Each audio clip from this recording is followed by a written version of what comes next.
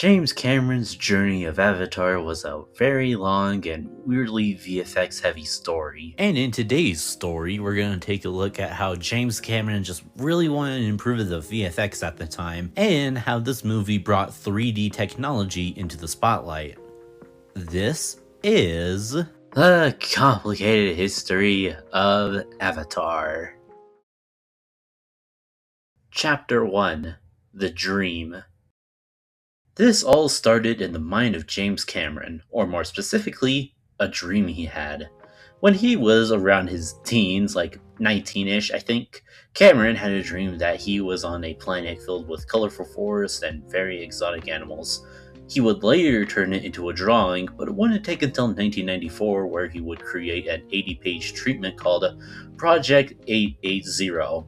He would do the same technique for Terminator, if you were wondering. In 1996, he announced that he would immediately start working on Avatar right after Titanic came out, with production beginning in mid-1997 for a 1999 release.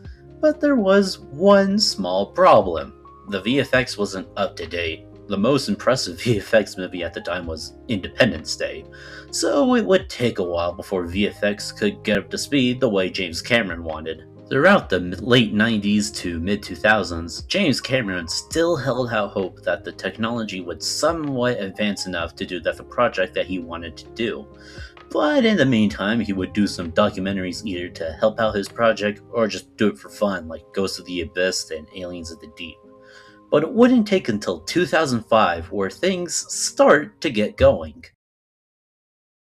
Chapter 2: Beginning the Massive Movie. In the summer of 2005, James Cameron had to make a choice. It was either Avatar, still known as Project 880, or make an adaptation of the manga Battle Angel by Yukiro Kishiru, which he was also working on since the 90s.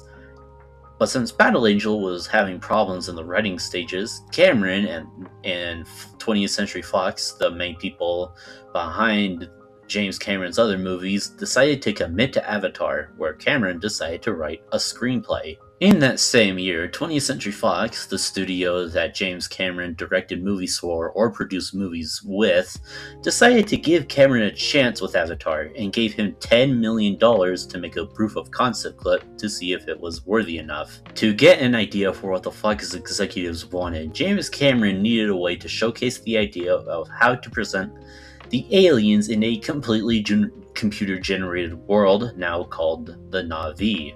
But thankfully, there was a way that James Cameron could use the new technology that was made at the time: motion capture. The point of motion capture is that a person puts on a suit and people record the person, like the body movement and the facial stuff, then turn it into the VFX character or something along the lines of that. I don't know, I'm not a VFX person. But this wasn't the first time that this technology was used for film production. Of course, there was Gollum in Lord of the Rings, King Kong in the 2005 movie, and basically every person in the Polar Express.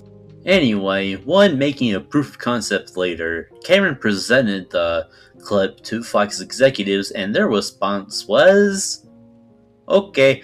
So after giving the go-ahead, he started working on the Na'vi, making the language, and created by Paul Former, the same person that would later create the alien language for John Carter, what a surprise, and creating the film's setting on a distant planet to be called Pandora. But there was one thing that James Cameron really wanted to do: 3D technology. Because Cameron was creating a new world, he wanted to use 3D to new lengths. One of the things he wanted to do was to create a new camera just to film the movie for 3D. But because Cameron wanted to use so many things that equaled a massive budget, and despite Fox making Titanic and becoming a billion-dollar success, they made a decision that changed everything. Chapter 3: Hard Decisions. Fast forward to mid-2006, Cameron was still getting everything ready and filming was set to begin in early 2007. But Fox came in and said that they declined to produce the movie, with them stating that because the budget was getting a bit too much for them, they just didn't want to do it. So after James Cameron got denied from Fox to finance the movie, he decided to go around Hollywood and see if anyone was interested to finance the movie. He did almost get another studio to produce the movie, Walt Disney Pictures. Showing the proof of concept clip to Disney CEO Bob Iger, they almost took over the film, but somehow 20th Century Fox had a change of heart and they did a thing called right of first refusal.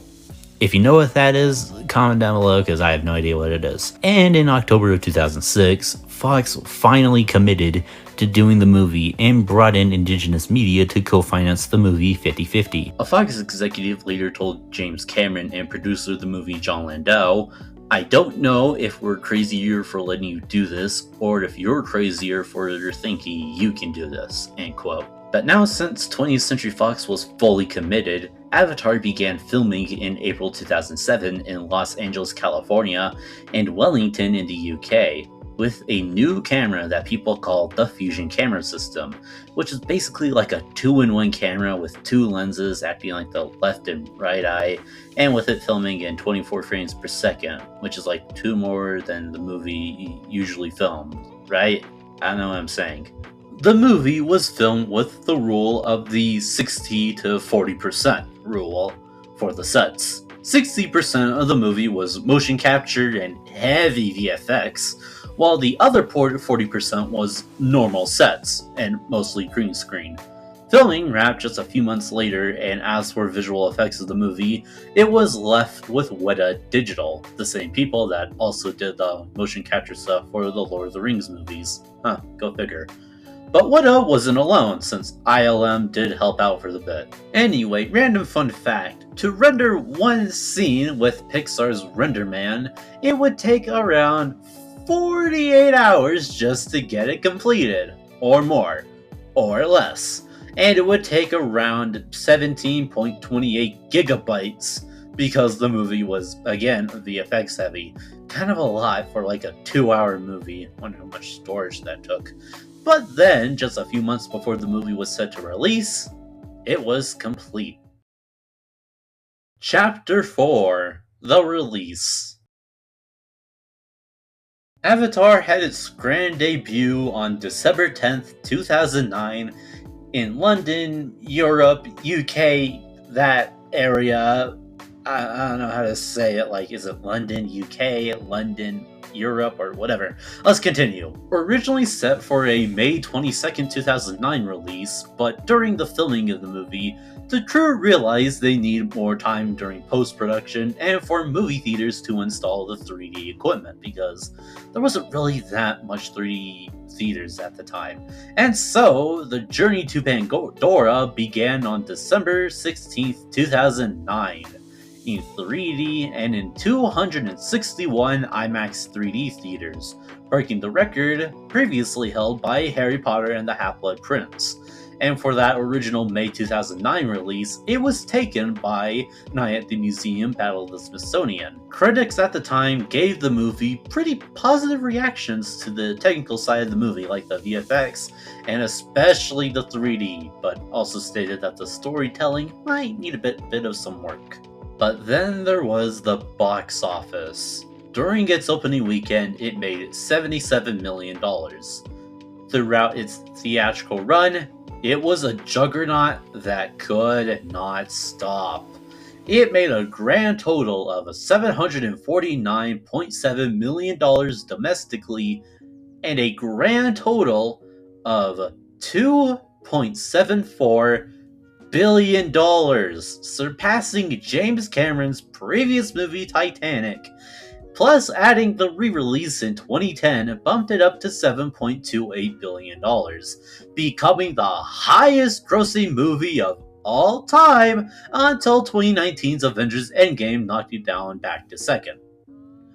But thanks to a Chinese re-release in 2020 and a 4K re-release in 2022, the movie beat out Avengers Endgame to become the highest grossing movie of all time again, with a total of $2.92 billion. Becoming the highest grossing movie of all time, again, for the third time. Well, maybe. I don't know if this video is going to get outdated by September 2026. The movie broke many international records, but also the ones for highest grossing IMAX and highest grossing 3D gross, which would lead the way for both 3D and IMAX to becoming massive ways to showcase movies in theaters. For better or for worse. Maybe somewhere in the middle for both of them. Anyway, will I ever talk about the sequels because they also took a very long time to come out? Maybe down the line. I don't know. Anyway, moral of the story. Please treat your VFX houses kindly. Looking at you, Marvel. Hi, thank you so much for watching the episode. Sorry this was like a bit of a wait. I had to deal with some personal stuff that I don't want to go into details, so thanks for waiting it out, I guess. And hopefully I do not make the same mistakes for any more episodes. Hopefully not. Anyway, thank you for watching, I guess. Subscribe, please.